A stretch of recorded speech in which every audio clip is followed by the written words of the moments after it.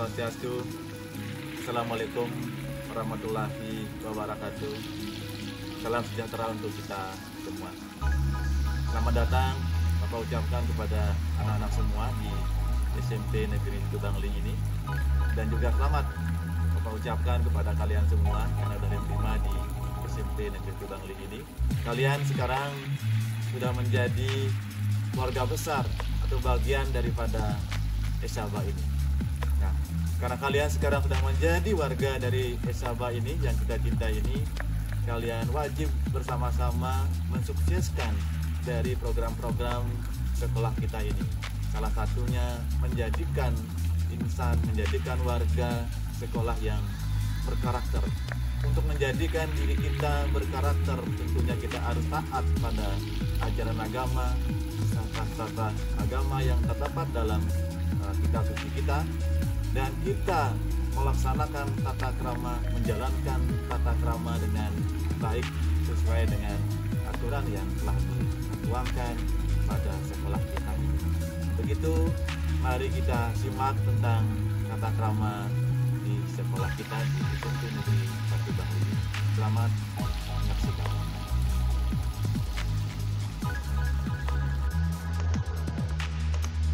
Baiklah anak-anak, sebelum mengetahui apa itu tata krama, alangkah baiknya dulu Bapak memperkenalkan diri. Nama Bapak Inengah Asrama Yudha Ningrat. Masih semangat semuanya? Mudah-mudahan semuanya masih bersemangat ya. Kita harus tetap semangat. Baiklah anak-anak, apa itu tata krama? Ya, tata krama terdiri dari kata tata dan krama. Tata berarti adat, aturan, norma. Sedangkan krama berarti sopan santun, kelakuan, tindakan, dan perbuatan.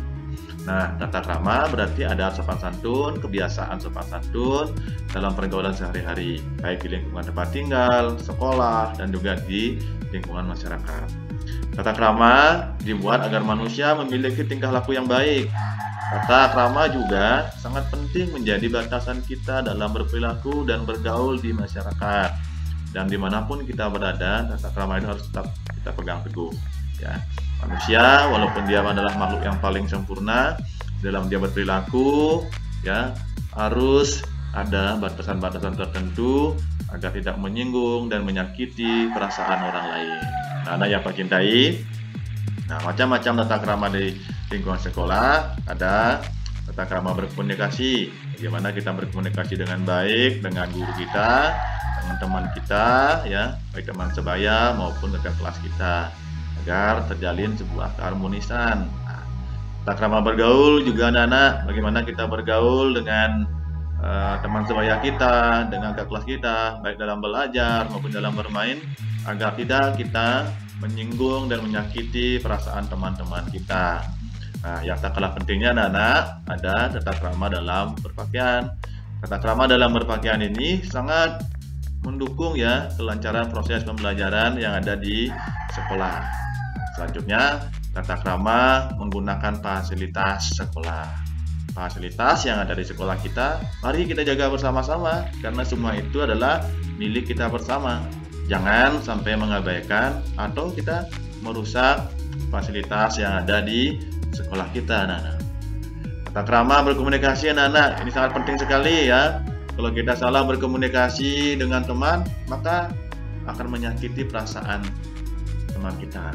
Begitu juga dijelaskan dalam kitab Nini Sastra anak-anak, seperti ini bunyinya.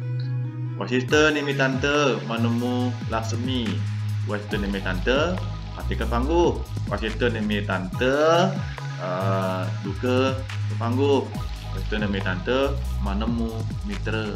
Nah, karena perkataan kita mendapatkan kebahagiaan, karena perkataan pula kita mendapatkan kematian, karena perkataan pula kita mendapatkan duka, dan karena perkataan pula kita mendapatkan teman yang baik, teman yang banyak, yang bisa kita ajak bergaul dalam kehidupan sehari-hari.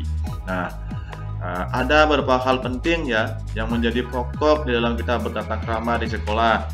Di antaranya berbicara dengan sopan kita dengan siapapun, berbicara dengan tidak lantang dan kotor, tidak menyela pembicaraan orang lain ya. Bersikap yang baik dan santun dalam berbicara. Kita juga penting sekali anak-anak menggunakan bahasa yang baik dan benar dalam kita berbicara. kita berkomunikasi dengan siapapun, ya, baik di sekolah, di masyarakat, maupun dimanapun kita berada anak-anak. Nah, tata krama berkomunikasi dengan guru dan staf TU, Bapak contohkan pada kegiatan pembelajaran, ya, baik pada pembelajaran tatap muka maupun pada pembelajaran berbasis daring anak-anak. Contoh misalnya dalam pembelajaran tatap muka, tatkala anak-anak ingin bertanya kepada seorang guru, ya, terlebih dahulu memberikan salam, ya. Dalam agama Hindu itu salamnya adalah Om Swastiastu. Dalam agama yang lain juga menyesuaikan karena setiap agama memiliki salam masing-masing. Nah, setelah mengucapkan salam, baru kita berbicara yang sopan sesuai dengan apa yang akan kita perlukan, ya, dengan bahasa yang baik dan benar. Nah, begitu pula di saat kita melakukan pembelajaran berbasis daring di masa pandemi ini, ya, sama juga tata kramanya, ya, baik di saat kita melakukan video konferensi atau mungkin pembelajaran berbasis email atau e-learning nanti anak-anak. Kita sama juga, pertama memberikan salam terlebih dahulu, ya, memberi info tentang identitas kita, siapa nama kita, kelas berapa kita, ya. Nama saya Pak Inengah Andi, dan saya kelas 7A Pak, dan seterusnya. Itu penting sekali anak-anak agar guru mengetahui identitas kalian, baik dalam melakukan penilaian dan lain sebagainya. Baru kita menyampaikan apa yang diperlukan atau diinginkan, ya, diinginkan dengan menggunakan bahasa yang baik dan benar, ya. Nah, itu yang sangat penting kita ketahui anak-anak, ya, di dalam kegiatan pembelajaran tata kramanya, baik di saat pembelajaran tatap muka maupun dalam pembelajaran berbasis daring anak-anak. Nah, selanjutnya anak-anak, tata krama berkomunikasi dengan teman, ya, perlu kita perhatikan juga. Hal yang perlu, ya, yang sangat penting kita perhatikan dalam berkomunikasi dengan teman itu, ya, baik secara online maupun tatap muka, ada hal-hal sebagai berikut anak-anak. Bagaimana kita mengucapkan salam terlebih dahulu juga, ya, memanggil namanya atau nama panggilannya. Jangan kita memanggil nama panggilan yang tidak disukai, gitu, ya. Berbicara dengan sopan agar tidak menyinggung perasaannya, ya.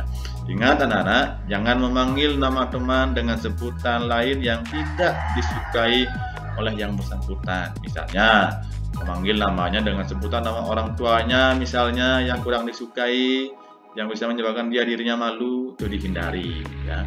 Kita harus selalu menjaga, ya, persatuan, kita menjaga keharmonisan, ya. Walaupun kita berbeda agama, suku, ras, kita harus tetap menjaga keharmonisan itu.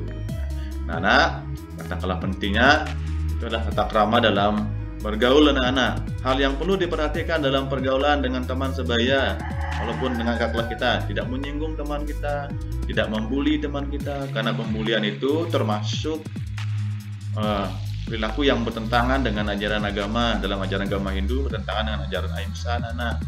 Tidak membanding-bandingkan teman yang satu dengan teman yang lain. Ya, kita diharapkan saling tolong-menolong, ya, gotong royong, saling menghormati, bekerja sama seperti profil pelajar Pancasila. Salah satunya adalah gotong royong, ya. Kecuali di saat kita melakukan ulangan tidak boleh kita bekerja sama, anak-anak. Nah, tata krama berpakaian anak-anak, ya, sangat penting sekali ini kita perhatikan ini, ya. Memakai pakaian yang sudah berlaku di lingkungan sekolah tidak boleh kita melanggar, ya. Serta dilengkapi dengan atribut, ya, baik topi misalnya, dasi misalnya, atau mungkin atribut-atribut yang lain. Baju dimasukkan, ya. Pada waktu olahraga menggunakan pakaian yang sudah ditentukan, tidak boleh kita menggunakan pakaian yang membentuk lekuk tubuh. Ini akan membuat pemandangan yang kurang bagus anak-anak, ya. Tidak menggunakan perhiasan, ya. Pada hari tertentu, ya, di sekolah kita pada hari purnama tilem misalnya itu kita menggunakan pakaian adat keagamaan, ya, itu bernuansa putih kuning. Nah, tatkala pada hari tertentu juga pada hari Kamis itu, ya, karena di seluruh Bali kita menggunakan pakaian adat juga. Nah, beda anak-anak antara pakaian adat dengan pakaian keagamaan. Kalau pakaian adat yang kita pakai setiap hari Kamis itu semua agama wajib menggunakan pakaian adat, ya. Itu anak perlu perhatikan, ya, agar bisa membedakan mana pakaian agama dan pakaian adat juga. Nah, anak-anak, tata krama menggunakan fasilitas umum di sekolah itu sangat penting sekali kita jaga, ya. Contoh misalnya, saat kita membuang sampah pada tempatnya, tidak boleh kita merusak tong sampah, apalagi menyembunyikan, apalagi membuang gitu ya. Mengembalikan barang sekolah yang kita pinjam, misalnya sapu kita pinjam, kita gunakan untuk membersihkan halaman, kita kembalikan ke tempatnya. Jaga kebersihan dalam kelas maupun di luar kelas. Kesucian pura juga. Tatkala kita misalnya ke, nggak boleh kita ke pura, gitu ya. Nah, tanaman yang ada di kebun kita jaga, baik tanaman toga atau tos, kita jaga, kita pelihara ya. Nah, yang terpenting perlu kita ketahui juga, tidak boleh kita ke sekolah itu mengendarai sepeda motor anak-anak. Ini ingat anak-anak ya, biar anak-anak semuanya tahu nanti, jangan nanti melanggar tata krama, peraturan yang ada di sekolah kita. Nah, melalui ya penerapan tata krama ini diharapkan kalian semua ya mampu mewujudkan visi misi kita, yaitu menjadikan warga sekolah yang berkarakter ya, cerdas ya, berilmu ya, kompetitif berdasarkan agama dan budaya anak-anak.